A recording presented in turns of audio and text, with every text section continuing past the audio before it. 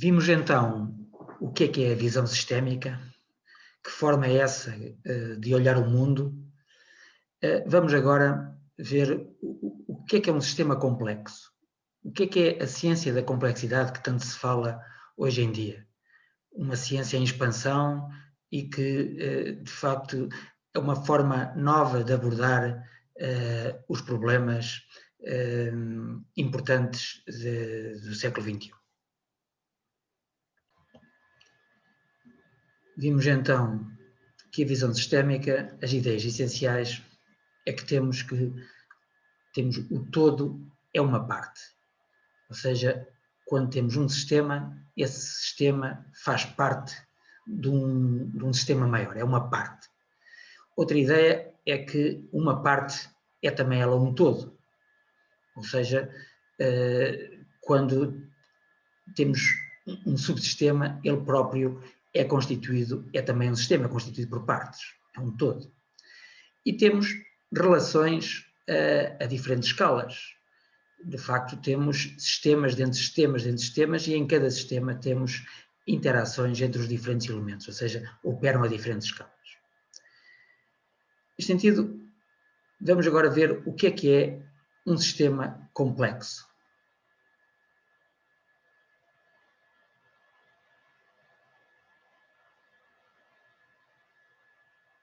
A ciência da complexidade.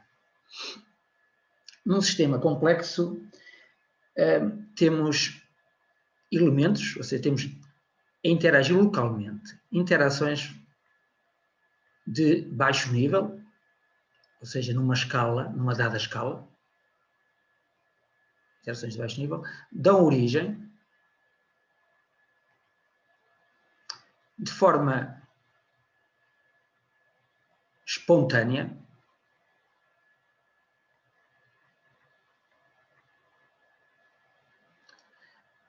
a estruturas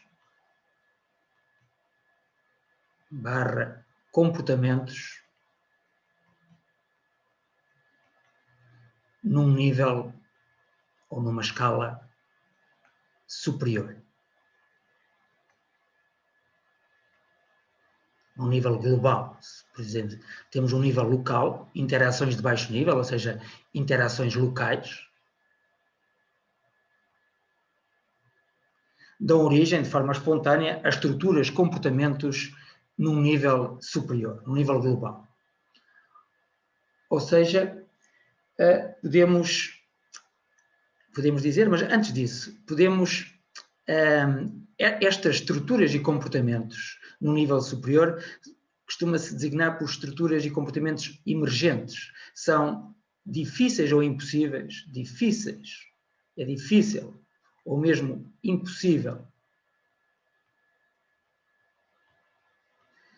prever, compreender essas estruturas e comportamentos a partir do conhecimento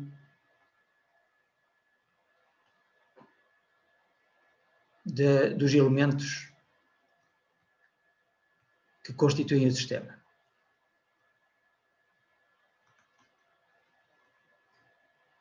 Já vamos dar exemplos em que se tornará, imagino eu, mais fácil. Mas, no fundo, o que estou a dizer é que temos, por exemplo, um sistema que é constituído por partes. Essas partes interagem localmente e o comportamento deste todo, deste sistema, não pode ser previsto, não pode ser compreendido a partir do estudo destes elementos que o constituem. Porquê? Porque estas interações são não lineares, são muitas interações e dão origem a fenómenos emergentes que não podem ser explicados, não podem ser compreendidos através do estudo dos elementos em si. O mais fácil é dar exemplos. Por exemplo, eu não consigo compreender os fenómenos da cognição ou da consciência de um cérebro a partir do estudo dos neurónios. eu não consigo compreender, por exemplo, a qualidade da água, as suas propriedades, que são insípidas, incolores, inodoras, em que em contacto com o corpo dá a sensação de umidade, através de estudar a molécula H2O.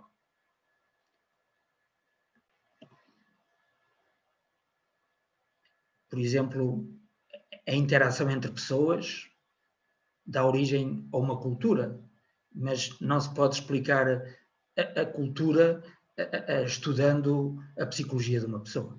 Ou seja, de facto, não é estudando física que se consegue compreender a química, nem estudando a química que se consegue compreender a biologia, ou estudando a biologia que se consegue compreender a psicologia, porque, de facto, os sistemas são complexos. São complexos e emergem fenómenos de auto-organização que só simulando é que se consegue compreendê-los. Não se consegue inferir a partir do estudo dos elementos individuais. Costuma-se dizer, para sumarizar esta ideia, que o todo, ou seja, o sistema, o todo é maior que a soma das partes. Ou seja, que não é estudando as partes e somando os seus efeitos que eu compreendo o todo. O todo é maior que a soma das partes, é uma frase que ouvimos frequentemente e que significa exatamente que o sistema é um sistema complexo. Também significa que se eu danificar uma parte, se remover uma parte, posso alterar qualitativamente o sistema, o todo. O que nos sistemas simples isso não ocorre. Por exemplo, se eu tiver um saco de batatas, se eu tirar uma batata, continuo a ter um saco de batatas. Mas em sistemas complexos, se eu remover um elemento, se esse elemento tiver um papel essencial no sistema, eu estou a alterar o todo. Por exemplo, um computador, um hub, ou remover uma parte do cérebro, etc., tem efeitos que afetam o todo de uma forma diferente por causa das suas grandes interconexões. Em resumo, um sistema complexo é um sistema constituído por muitos elementos que interagem localmente e que essas interações locais dão origem ao aparecimento de padrões, de comportamentos, de estruturas que não são compreendidas pelo simples facto de estudarmos os elementos em si. Exemplos, já dei alguns, por exemplo, da interação dos neurónios, numa escala inferior surge a nossa cognição, a nossa consciência. Da interação de pessoas numa sociedade surge uma cultura, uma economia, pode ser rica, pode ser pobre. Da interação de moléculas de H2O surge um fluido insípido, inodoro, incolor, surge a sensação de umidade quando em contacto com a pele. Da interação entre animais, plantas, surge um ecossistema com umas certas propriedades. Da interação entre 11 jogadores numa equipa, surge uma equipa de futebol mais eficaz para vencer ou menos eficaz. Da interação entre computadores surge a internet, etc, etc, etc. Tudo isto são exemplos de sistemas complexos em que os fenómenos de emergência e de auto-organização estão presentes.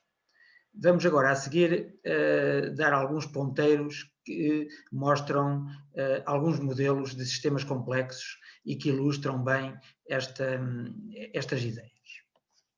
Por exemplo, aqui tenho um sistema constituído por estes elementos que podem representar, por exemplo, cada elemento um peixe ou um pássaro, que interagem localmente de acordo com regras muito simples, regras de evitar colisões, com um raio de colisão, de alinhamento, ou seja, tentar manter uma velocidade parecida com a velocidade dos elementos que estão no seu campo de visão,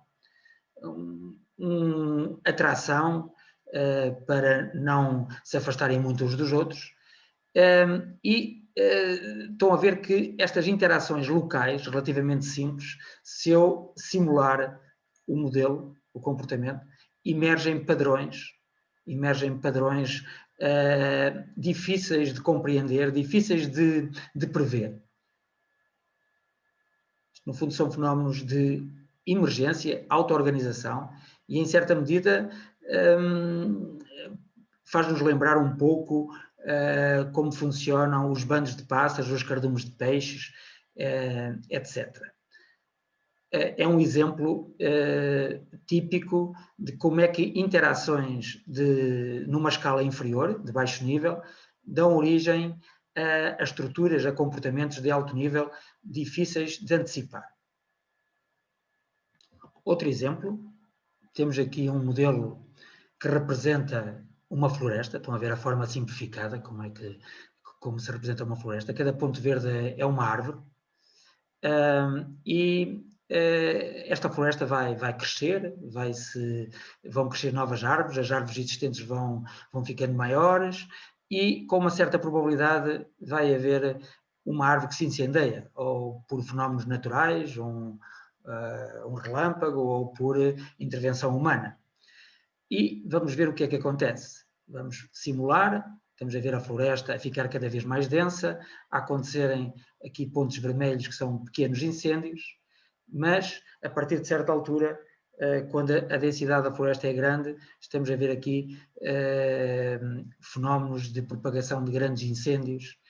E se olharmos com atenção, durante algum tempo, vemos aqui o aparecimento de padrões regulares, ou seja, mais uma vez, um exemplo de emergência de um fenómeno difícil de antecipar através do estudo das interações locais dos elementos que constituem o sistema. Por último, um modelo de propagação de uma doença, de um vírus, por exemplo, o Covid, em que, neste modelo muito simples, nós depois vamos estudar mais tarde na disciplina, em que se divide as pessoas em 3 classes, as pessoas que são suscetíveis, que estão infectadas e que estão recuperadas. E temos uma certa taxa de infecção, uma taxa de recuperação, etc. E vamos simular e ver como é que se propaga o vírus na sociedade, e podemos, de facto, colocar questões aqui, como é que minimizamos a propagação do vírus, que estratégias é que podemos ter, etc, etc. Para quem quiser debruçar-se um pouco mais sobre esta área, aconselho vivamente este site, o que é a ciência da complexidade, em que, de facto, tem aqui a definição do que é a ciência da complexidade e depois as diferentes características que caracterizam os sistemas complexos, as interações, com exemplos de modelos que traduzem de forma que exemplificam, no fundo, as interações, os fenómenos de emergência. Já vimos há pouco a simulação do flocking, ou seja, da criação de bandos através de interações locais. Sistemas dinâmicos, também é um aspecto que vamos focar ao longo da disciplina, daqui a umas semanas. Auto-organização, que vimos aqui o exemplo da propagação de um incêndio numa floresta. Adaptação, ou seja, como é que a interação entre os sistemas e o seu ambiente fazem que o sistema evolua, se adapte, que aprenda, que se torne mais robusto. Uma questão muito importante que também vamos abordar no final da disciplina. E, de facto, esta área da modelação e simulação é uma área interdisciplinar que cobre problemas de todas as áreas, desde da física, da economia, ciências sociais, etc, etc. Tendo uma linguagem comum, os métodos, ou seja, quais são o tipo de modelos baseados em agentes, modelos baseados em eventos, etc., stocks e flows, Para quem quer estudar um pouco mais, uma lista de referências de livros, alguns são fáceis de encontrar na net, aconselho vivamente este, da Melanie Mitchell, um livro relativamente fácil de seguir. E depois um booklet em que tem a vantagem, para quem não quer ler em inglês, de ter uma versão em português, em que dá uma panorâmica geral, de facto, desta área que eu acho fascinante e que aconselho todos a perderem algum tempo e no fundo, mostrarem alguma curiosidade, explorando estes temas. Eu vou deixar no Moodle os links para vocês depois poderem, então, com calma, explorar estas fontes.